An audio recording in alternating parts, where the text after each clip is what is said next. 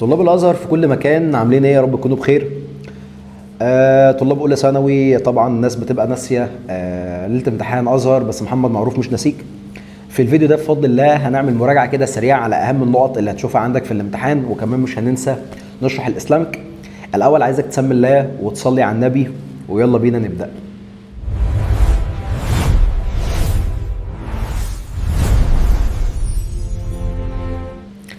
قلمك في ايدك وكراستك كده جنبك عشان نشرح اهم البوينتس او اهم النقط اللي موجوده عندك في منهج الاسلامك قبل ما نبدا نحل. اول حاجه يا اولاد، انا معايا 2 يونت مقررين عليك. اليونت الاولاني بعنوان الاسلامك فاليوز او القيم الاسلاميه. بدا يقول لي يا اولاد ان الاونستي sincerity and goodwill are essential virtues in Islam. بيقول لحضرتك ان الصدق والاخلاص وحسن النيه من اهم القيم في الاسلام. Honesty with Allah must be connected with honesty towards people. بيقول ان الصدق مع ربنا لازم يكون مرتبط بالصدق مع الناس. Being honest means sticking to the truth in public and private. الصدق دوت معناه ان انا هلتزم بالحق في حالتين، مش قدام الناس بس في العلن، ولكن كمان in private في السر. Muslims should practice honesty in all aspects of life. المسلمين اولاد او الانسان المسلم الحق لازم يلتزم بالصدق في جميع جوانب حياته. بيقول لي كمان اولاد ان Prophet محمد peace be upon him الرسول عليه الصلاه والسلام was known as the honest and trustworthy اولاد اللي هي الامانه. كان الرسول عليه الصلاه والسلام كلنا عارفين كان ملقب بالصادق الامين even before prophethood، ده حتى قبل البعث، قبل الاسلام، قبل ما يبقى رسول. Honesty includes honesty in speech and honesty in deeds. الأمانة مش بس أولاد أفعال، ولكن مش بس أقوال، ولكنها كمان أفعال. فبيقول لك إن الصدق ده صدق القول وصدق العمل، صدق الفعل. بيقول يا شباب honesty in speech means telling the truth in all situation. إن أنت تبقى صادق ده معناه إن أنا أقول الصدق في جميع مواقف الحياة وجميع الظروف، وطبعا أنت عارف إن الصدق ينجي صاحبه. Honest words come from a pure and sincere heart. بيقول لك ان الكلمات الصادقه تخرج من قلب نقي صادق. كمل الكلام بتاعه وبيقول لحضرتك Allah helps honest people overcome life's hardships. ان ربنا دايما بيعين الناس اللي بتقول دايما الصدق ان هي تتجاوز صعوبات الحياه. Honesty in deeds includes keeping promises and doing work sincerely. الصدق في العمل اهم حاجه يبقى عندك وفاء بالوعود بتاعتك، وكمان ان انت تأدي العمل بتاعك باخلاص.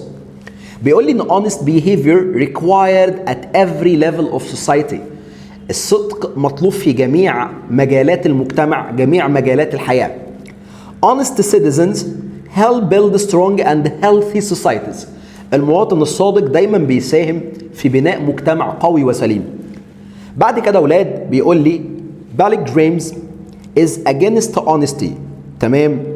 البالجريمز او بالجريزم اللي هي السرقه، تمام، العلميه، تمام، ان انا اخد حاجه مش بتاعت حد، تمام، حاجه بتاعت حد انا اسف وانسبها لنفسي is considered a form of theft. احنا مثلا في الفيديو دوت بنراجع من ملخصات موجوده لبعض الكتب الخارجيه، مش هاخد احط عليها الاسم بتاعي لان دي بالنسبه لك تبقى سرقه علميه، سايبينها زي ما هي موجوده. احنا ان شاء الله في اخر الفيديو كده لما نخلص الجزء بتاع الاسلامك هنحل 5 نماذج من كتاب الاضواء. مش هنشيل الحاجات اللي موجوده عندك في كتاب الاضواء او المسميات بتاعتهم ونبدا نحط اسامينا، دي بالنسبه لك بنسميها السرقه العلميه.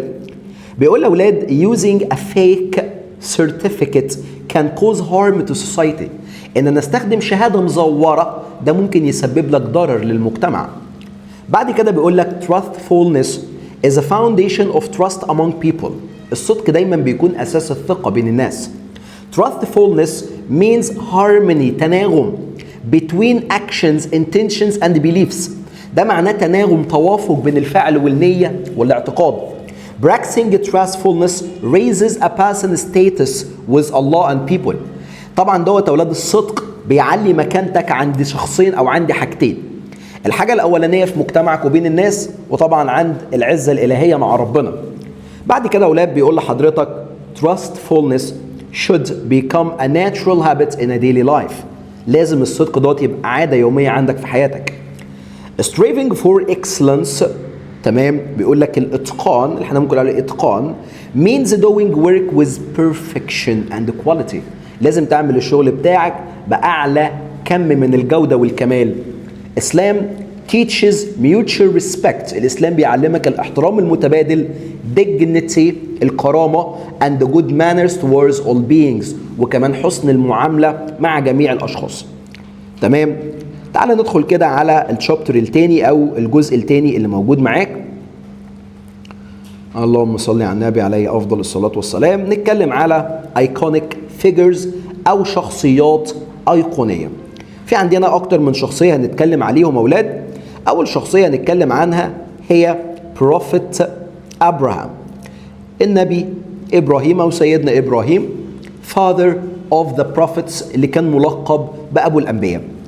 بيقول لأولاد إن الإسلام teaches mutual respect, dignity and good manners towards all being. كنا لسه بنقول حالا إن الإسلام بيعلمنا الاحترام المتبادل والكرامة وحسن المعاملة مع الجميع. Prophet Abraham is known in Islam as the father of the prophets. وسيدنا إبراهيم معروف في الإسلام عندنا إن هو أبو الأنبياء. He is respected by Islam، تمام، Christianity المسيحية and Judaism. طبعا أولاد ده الأنبياء دايما كلهم بيبقوا يحظوا باحترام في جميع الديانات. بيقول لأولاد the Quran describes him as obedient, truthful and righteous. بيقول لك إن القرآن دايما وصفه بأنه شخص مطيع وصادق وصالح. وطبعا ما ينفعش ننسى الجزء بتاع التضحية لما ربنا طلب منه ان هو يضحي بسيدنا اسماعيل ابنه. طبعا هو ما رفضش ده لان دي كانت اوامر الهيه. He called his people to worship Allah instead of idols and stars. طبعا ولكن كان بيدعو القوم بتاعه ان هم يعبدوا ربنا الواحد الاحد بدلا من عباده الاصنام والنجوم. Allah saved him from the fire. ربنا انقذه من النيران. يا نار كونوا بردا وسلاما. When his people tried to burn him. لما القوم بتاعه كان عايزين اولاد ان هم يحرقوه. Muslims honor Prophet Abraham through prayer, حج and عيد الأضحى. الإسلام والمسلمين بنكرم سيدنا إبراهيم في 3 حاجات، في البرايرز بتاعتنا في الصلاة التشهد، وفي الحج، وفي عيد الأضحى. الشخصية الثانية اللي معايا أولى ثانوي هي أبو هريرة. أبو هريرة رضي الله عنه was one of the companions of Prophet Muhammad peace be upon him. أبو هريرة كان واحد من صحابة النبي عليه أفضل الصلاة والسلام. He was the most prolific narrator of the Prophet's حديث. prolific أولاد دي واحد من الرواة بتوع الحديث، يعني دايما معظم الأحاديث رواه أبو هريرة. بيقول لي كمان بعد كده he devoted his life، كرس حياته to learning and memorizing the Quran and the Hadith، علشان يتعلم حفظ القرآن والأحاديث الشريفة.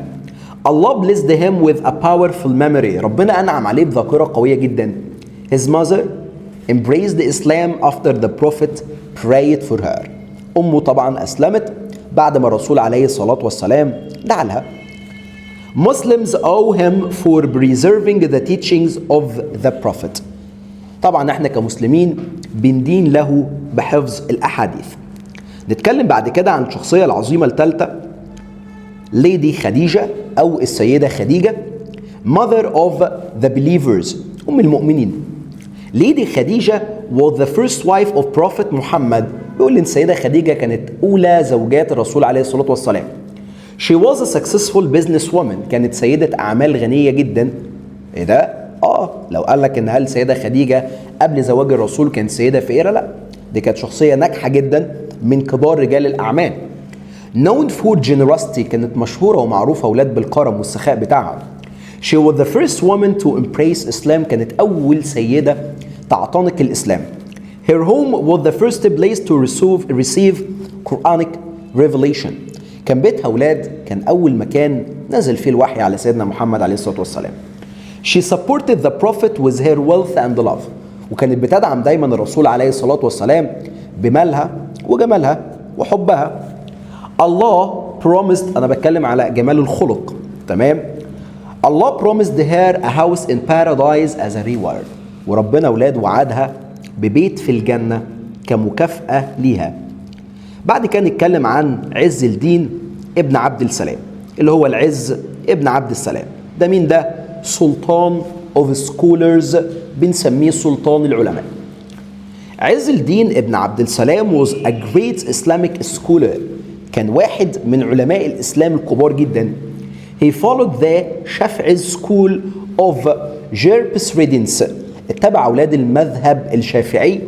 He was famous for courage and speaking the truth. كان مشهور بالشجاعة وقول الحق. He opposed rulers when they cooperated with the crusaders. بيقول لأولاد كان بيعارض الحكام لما بدأوا يتعاونوا مع الصليبيين. He moved to Egypt and became a leading scholar there. بعد كده بدأ ينتقل إلى مصر وأصبح من كبار علمائها. He was called the Sultan of scholars for his great knowledge. وتعرف بعد كده أولاد أو عرف بعد كده ولقب بسلطان العلماء لعظيم علمه من كتر العلم اللي كان عنده شباب. كده احنا خلصنا الجزء بتاع الإسلامك أو يعني النقط اللي هنتكلم فيها في الإسلامك. تعال نحل كده مع بعض. اللهم صل على النبي عليه أفضل الصلاة والسلام. كام امتحان كده مع بعض نشوف فيهم الدنيا، المنهج بتاعك والأجزاء المهمة اللي عايزين نبدأ نتكلم فيها بفضل الله. بسم الله الرحمن الرحيم. يلا بينا. طبعا دي زي ما اتفقنا في البداية دي نماذج الأضواء بتبقى مهمة جدا، هتلاقوا منها حاجات كتير معاكم في الامتحان. تعال نشوف المحادثة الأولانية. بيقول لحضرتك هنا تمام. بسم الله الرحمن الرحيم. عيشة بتكلم غادة فبتقول لها هلو هاو ار يو، ازيك عاملة ايه؟ قالت لها حاجة عند يو، وانتي؟ قالت لها I'm fine. سألتها سؤال قالت لها you should study hard and receive all the important points. لازم انت تذاكري كويس وتبداي تأكدي على كل المعلومات المهمة. قالت لها can you study with me، ممكن تساعدي معايا؟ قالت لها حاجة وبعد كده كملت قالت لها no problem. I'll study alone like you، أنا كمان هذاكر لوحدي. طيب جميل. فقالت لها thank شكرا ليكي. How are you؟ I'm fine. And you؟ ردت عليها I'm fine. سألتها سؤال قالت لها you should study hard and revise all the important points.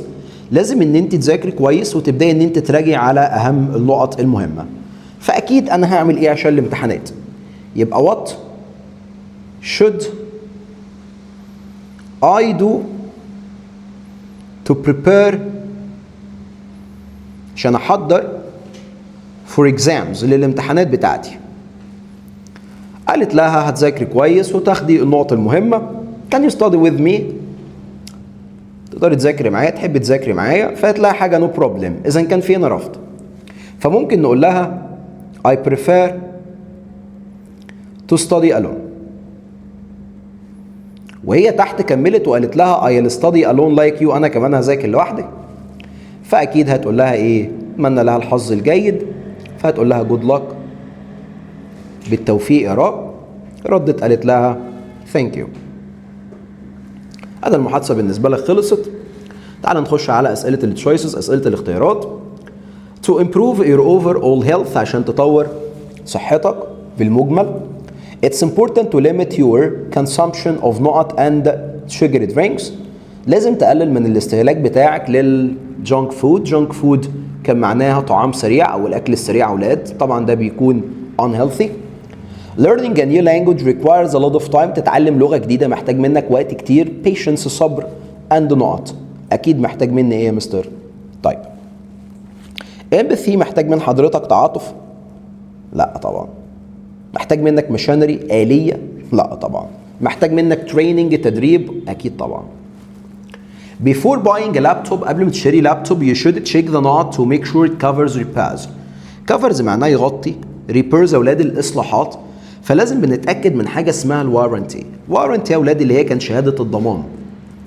My grandfather not smoke but he quit 10 years ago. quit أولاد معناها بطل بالبلدي كده، ما عادش بيدخن.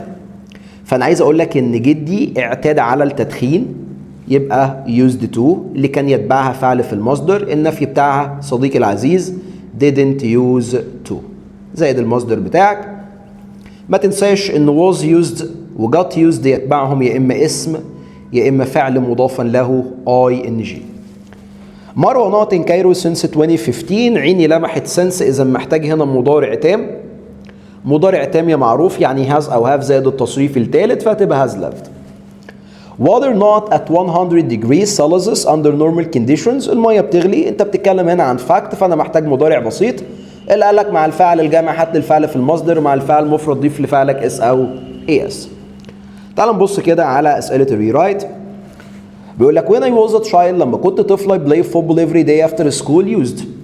طيب انا عايز اتكلم هنا عن العاده. كان بيلعب كوره.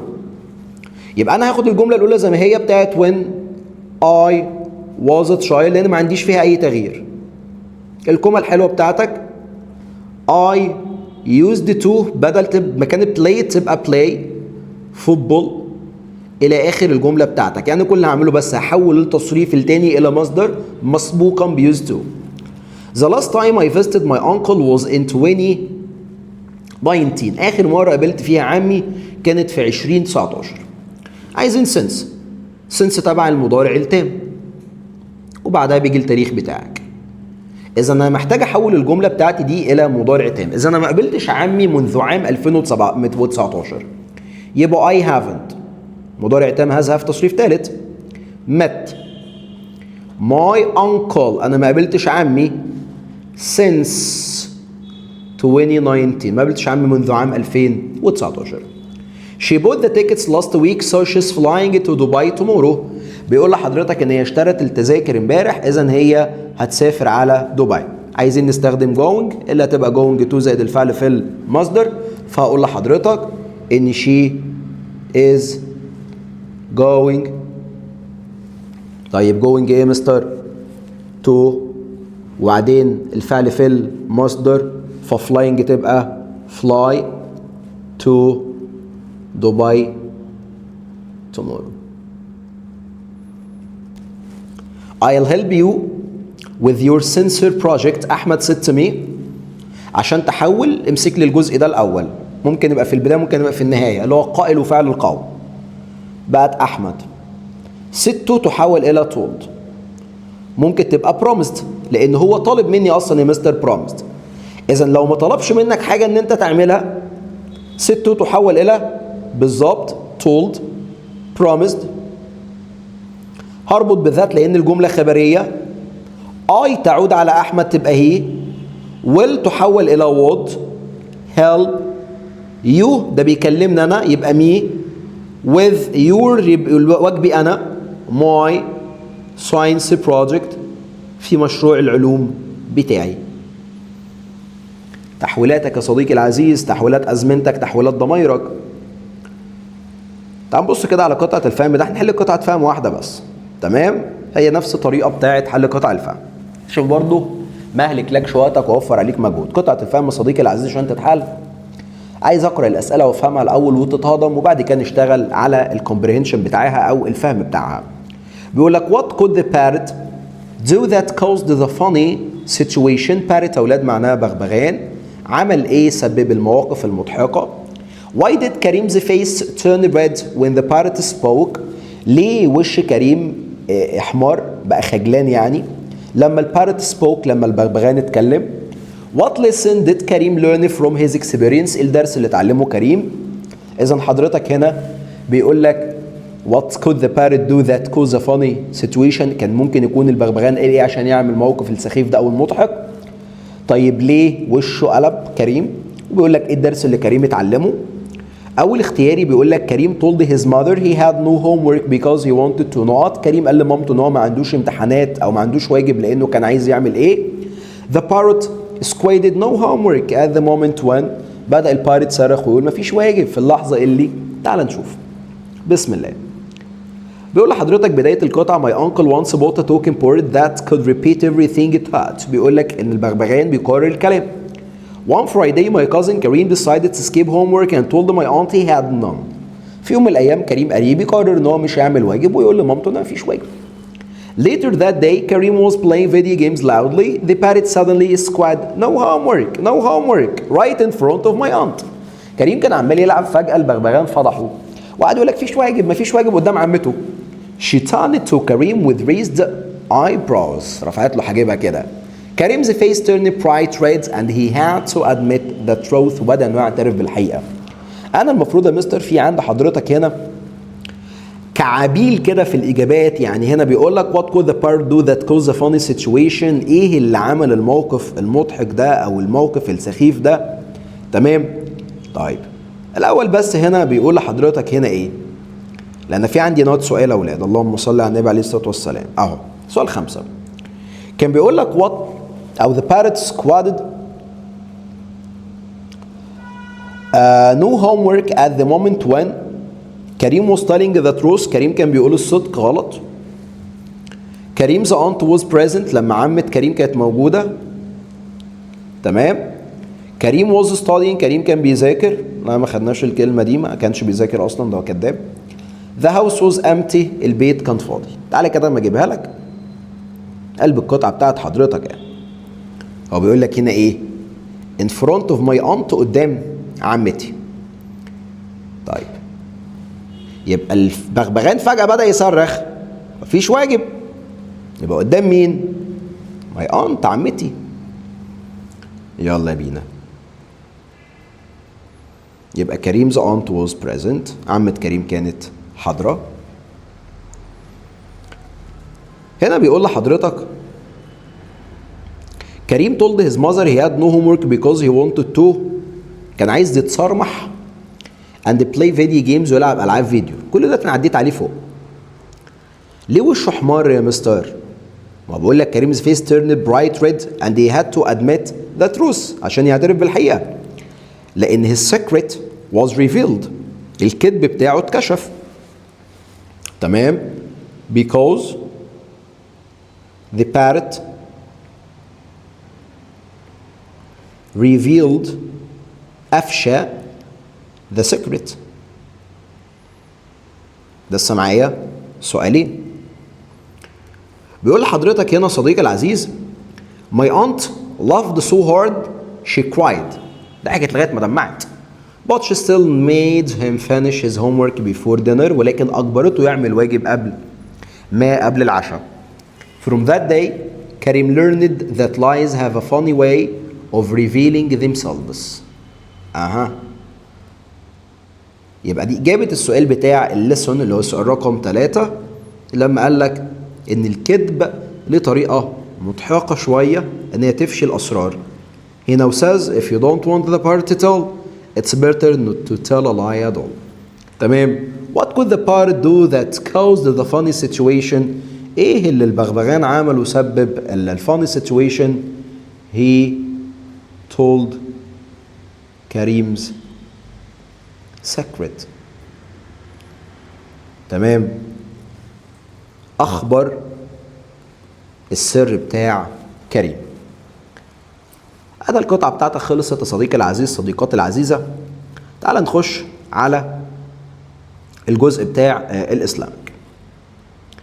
بيقول لحضرتك هنا what does honesty of speech mean؟ honesty of speech اللي هو صدق القول.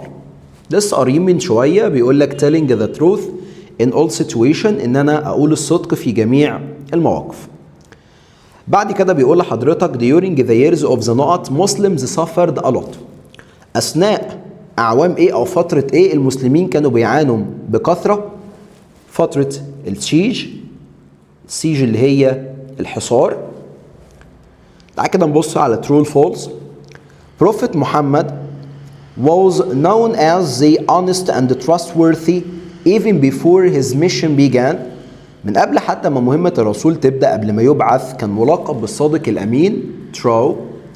Prophet Abraham is widely known as the father of the prophet. سيدنا إبراهيم مشهور ومعروف إن هو أبو الأنبياء. طبعا الكلام ده مظبوط بنسبة 100%.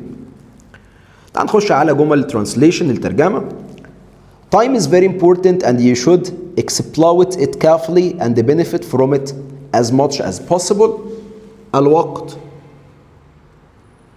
مهم جدا ويجب أن تستغله بحرص أو إن أنت تمشي عليه بحرص and benefit from it وتستفيد منه بأقصى إمكانيات، أو بالبلدي بكل حاجة تقدر تعملها. يبقى أنا كل مكان ده ممكن أستفيد من الوقت أقدر إن أنا أستفيد منه، فممكن نقول عليها بقدر الإمكان كمان لو عايز. يجب علينا الاهتمام بصحتنا وتناول طعام صحي متوازن بكل العناصر الغذائية التي يحتاجها الجسم. We should, we must, we have to take care of يعتني ب our health and eat healthy food. تمام؟ متوازن. يبقى healthy balanced food. اوعوا تنسى اولى ثانوي الصفات بتيجي الاول. healthy balanced، خط مش احسن حاجة فانا خطي اصلا جميل جدا. food بكل العناصر الغذائية full of all the elements which the body needs. كل الحاجات اللي جسمك محتاجها. كده اولى ثانوي خلص الامتحان الاول. تعال نخش على الامتحان اللي بعده. بيقول لك I'm going to watch the match in the stadium. رايح اتفرج على الماتش في الاستاد. فصهيب سأل سؤال قال له it's tomorrow at 8 بكره الساعه 8. يا ده ماتش الاهلي ده ولا ايه؟ Have you booked the ticket؟ هل حجزت التذكره؟ ما اعرفش قال له ايه. في النهايه سأله سؤال قال له yes you can get them online easily. تعال نجاوب. بيقول لك انا بكره هتفرج على الملعب في الماتش. فقال له when is it؟ اداه استفهامك فعلك المساعد اهو وبعد كده الفاعل. تمام؟ بعد كده كمل الكلام بيقول لك have you booked the ticket؟ قال له ولا لا؟ yes I have. سأله هنا سؤال قال له yes you can get them online easily. تقدر تجيبهم اونلاين. يبقى can I get them online؟ سأله هنا السؤال بيقول له who are you going with؟ انت رايح مع مين؟ فقال له هنا اوكي I will not let you go alone. مش هسيبك تروح لوحدك اسف. فيقول له no one، مش رايح مع حد، رايح مع نفسي. تمام؟ تعال نكمل نخش على اسئله الاختياري. The principal المدير decided to note the students who achieved the highest grades with a certificate. المدير هيكافئ reward a simple نقط like a nod إيماءة أو smile ابتسامة. دول بنسميهم gestures. gesture أولاد اللي كان معناها إيماءة. If you don't have fresh tomatoes you can use not ones as a substitute. substitute معناها بديل. لو أنا ما عنديش طماطم موجودة في البيت فأنا هقدر استخدم الكاند. الكاند أولاد اللي هي المعلبة. By yesterday evening the rescue team. by زائد فترة زمنية ماضية إذا ده ماضي تام الذي يتكون من فاعل هات تصريف ثالث. جارية معروف had found. السؤال اللي بعده according to the timetable the next train to Cairo not at 6:30 6:30. إذا دي مواعيد ثابتة. مواعيد ثابتة باخد لها مضارع بسيط للتعبير عن المستقبل. محمود want to start cooking until لو قبلها ماضي بسيط منفي بعدها ماضي تام، ولو قبلها مستقبل منفي بعدها مضارع يا بسيط يا مضارع تام. يعني انا هنا عندي المستقبل المنفي اذا انا محتاج هنا يا مضارع بسيط يا مضارع تام. لمحت بعيني كده صديقي العزيز هسكم. اللي بالصفحه نبص على اسئله الريرايت اللي معاك. I'm certain that she's not the thief because she was with me all day. بيقول لحضرتك استخدم كانت اللي كان معناها مستحيل. فانا عايز اقول مستحيل تبقى هي اللصه. هنشيل I'm certain وهبدأ بشيء can't يتبعها فعل في المصدر am و is و are تحول إلى be the thief. إلى آخر الجملة يا صديقي العزيز. You should see a dentist for your toothache. toothache يا أولاد اللي هو وجع في الأسنان. My mother said. يبقى أمي نصحتني. My mother advised me. رابط الجملة الأمرية أو بتاعة النصيحة to زائد فعل في المصدر. شيل you should دي يا صديقي العزيز. See a dentist for أسناني أنا بقى. My teeth. We haven't received any emails from them since last month. يبقى أنا عايز أقول لك last يبقى آخر مرة. يبقى آخر مرة خدنا منهم الإيميل أو استلمنا إيميلات كانت الشهر اللي فات. يبقى the last time. بس أنا عايز أحول الجملة ماضي بسيط. يبقى we received. آخر مرة استلمنا منهم. هشيل إيه عشان الجملة عادش منفية. emails كانت تمام بس الأول كمل بس from them. كانت فتبقى was last month. هنا بيقول لك it's not common وعايزك تستخدم seldom اللي بتساوي it's not common. يبقى it seldom ظرف التكرار اللي معناه نادرا. rain بس it فعل مفرد فضفت للفعل اس عشان المضارع البسيط مع الفعل المفرد يضاف للفعل اس او اي اس. in the desert نادرا ما بتمطر الدنيا في الصحراء. تعال نكمل اسئلتنا. خش على الجزء بتاع الاسلامك. بيقول لك when ابو هريره was a child his mother was. احنا اتفقنا مامته ما دخلتش الاسلام او والدته ما دخلتش الاسلام الا ما الرسول دعا لها. اذا والدته كانت a disbeliever. لما كان طفل صغير كانت والدته غير مصدقه غير مؤمنه. How does Islam teach us to treat the environment؟ الإسلام بيعلمك إن أنت تتعامل إزاي مع البيئة. قال لك to treat with it with respect. أتعامل مع البيئة باحترام. بعد كده ولاد بيقول لك plagiarism is considered a form of honesty because it shares ideas.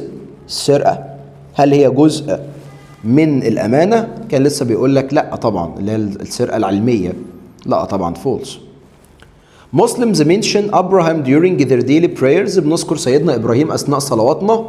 طبعا دي true. لسه كنا بنتكلم في الجزئية دي من شوية.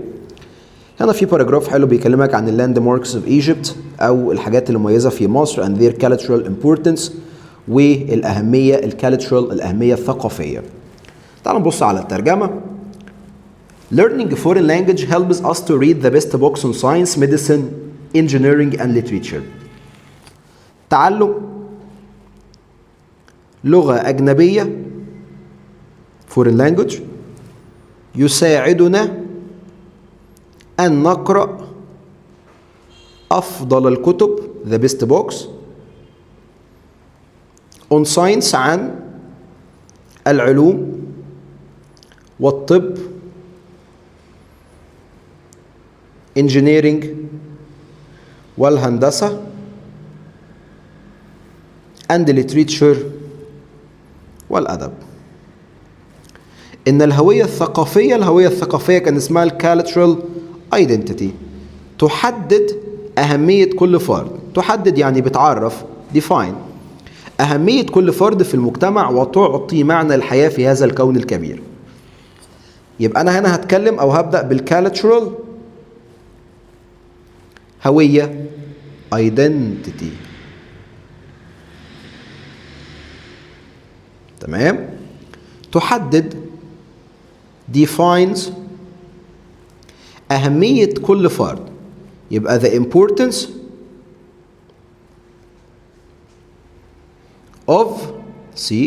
of everyone every individual in society في المجتمع and gives تعطي a meaning of life أو for life للحياة. تمام.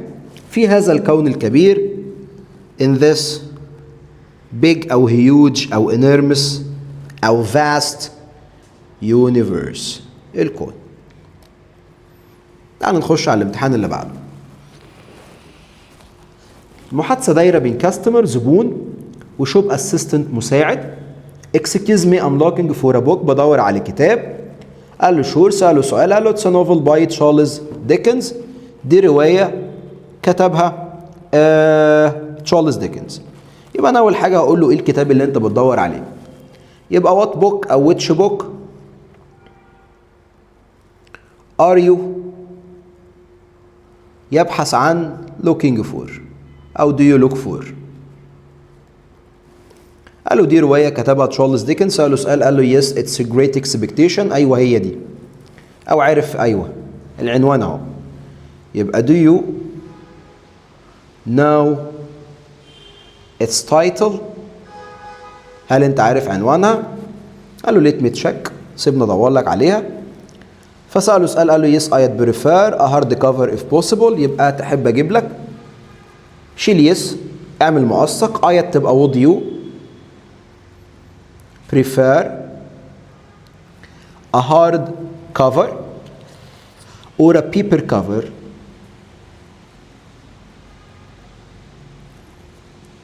paper cover أو paper bag اللي هو الباكجينج يا ولاد. سأله سؤال في رقم 4، قال له no I haven't read it before، لا ما قريتهاش قبل كده. يبقى have you read it before، هل قرأتها قبل كده؟ هذا المحادثة بتاعتك الجميلة. تعال نخش على الاختيارات. Many teens use a fitness نقط، مراهقين بيستخدموا fitness ايه to track their daily steps. معظمنا اولاد بنستخدم apps. app اللي هو اختصار الابلكيشن او تطبيق. Trying new foods is a great way to know different cultures and flavor. ان انت تجرب اطعمه مختلفه، ده طريقه ان انت تستكشف بيها explore cultures مختلفه وفليفرز اطعمه.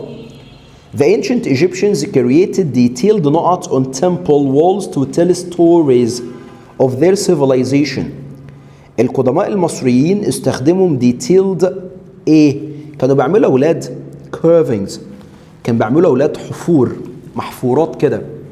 أمير wanted to know if I know at my homework. wanted to know if I في جمل الغير مباشر بختار مواضي يا شباب. isn't finished دي غلط، will finish دي غلط، have finished دي غلط، حلك اهو had finished. I'd rather you know at your phone during a class please. would rather زائد فاعل يتبعها ماضي بسيط في حالة عدم وجود علامة ماضي، إذن الجملة دي هتبقى didn't use. بعد كده بيقول لي في الجملة رقم 6 people now not more on renewable energy sources. الناس دلوقتي بتعتمد على مصادر الطاقة المتجددة than they did in the past. now دلوقتي يبقى depend، الناس تعامل معاملة الجامعة أولى ثانوي، تبقى depend الفعل معاك في المصدر. تعال نبص على أسئلة rewrite. When we arrived at the station the train left، عايزين نحط had already، يبقى أنا لازم أرتب أحداثي. لما وصلنا كان القطر مشي، يبقى ده الحدث التاني وده الحدث الأولاني. يبقى أنا أقول لك when أو I'm sorry we شيل when آسف arrived at the station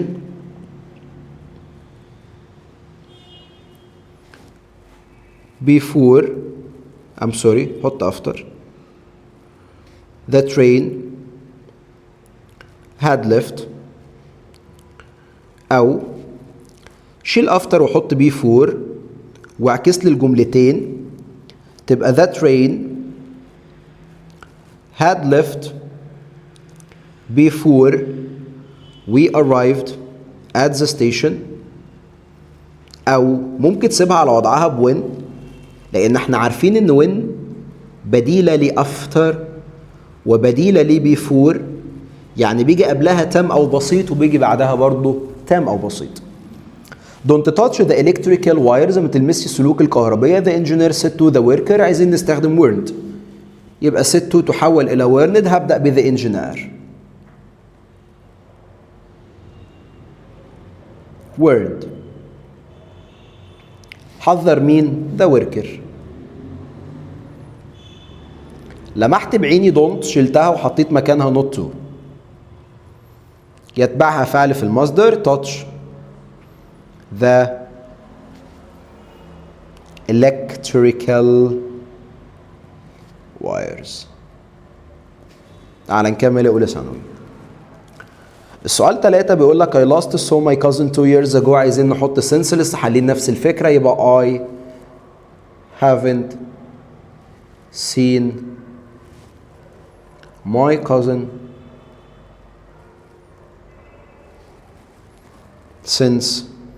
ما شفتوش من سنتين فاتوا، ما احنا دلوقتي في 2026 يبقى since 2024. أو it's 2 years بقالي سنتين since I last saw my cousin. معاك طريقتين، شوف الأنسب بالنسبة لك حل بيها. I didn't break the window the little boy. عايزين نستخدم denied لأن الولد اللي قال، فتبقى the little boy denied. السؤال ده تريكي قوي يا أولى ثانوي، لأن أنا هحول بحتة غريبة كده. deny من مجموعات الأفعال التي يتبعها ing، يبقى شيل كل دول. يبقى break هتبقى breaking the window.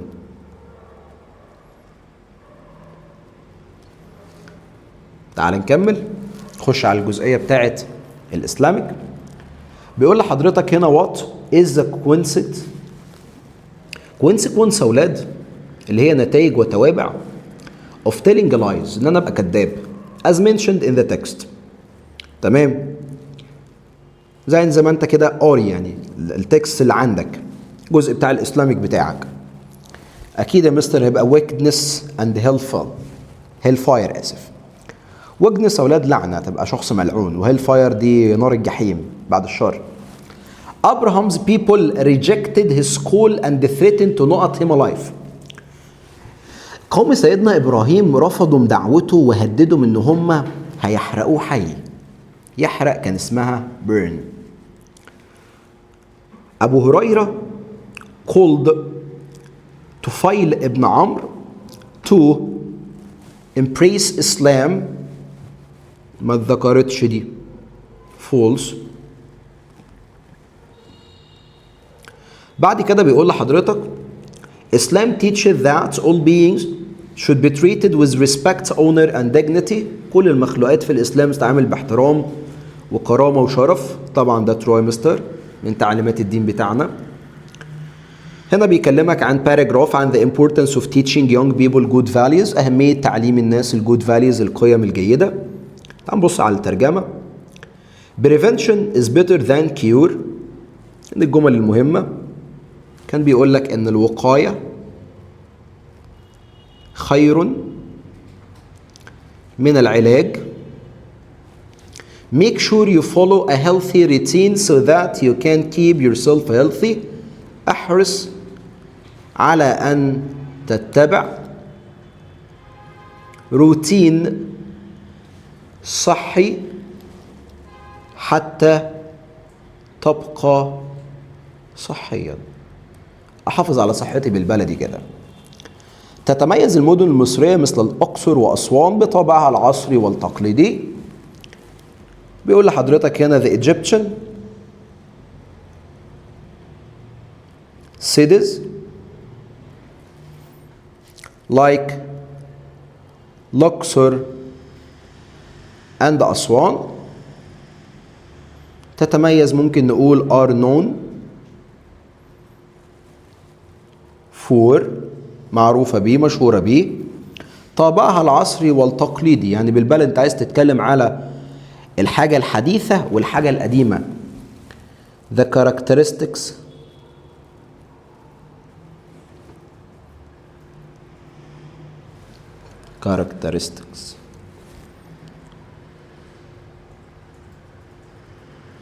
of modern and traditional.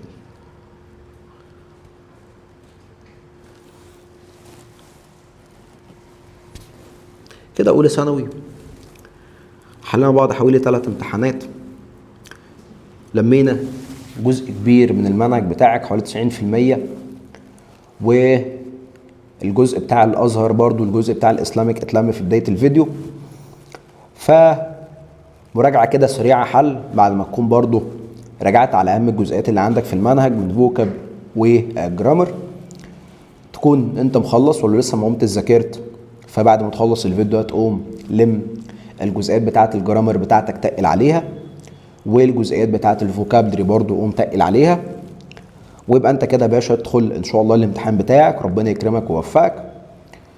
فيعني حاولنا على قد ما نقدر نلم ما يمكن لمه عشان برضو ما تبقاش طويله عليك ولا تقيله. 3 امتحانات حلوين، حل لك برضو كام امتحان كده قبل الامتحان بتاعك، توكل على الله وعقد النيه كده ان الدنيا تمشي معاك تمام، وربنا ييسر لكم اموركم. كان معاكم في الفيديو ده محمد معروف مدرس الانجليزي في دمياط. لو استفدت ولو جزء بسيط فافتكرنا بدعوه حلوه، واعمل لنا كده اشتراك في القناه، وان شاء الله كده ربنا يوفقكم، وسلام.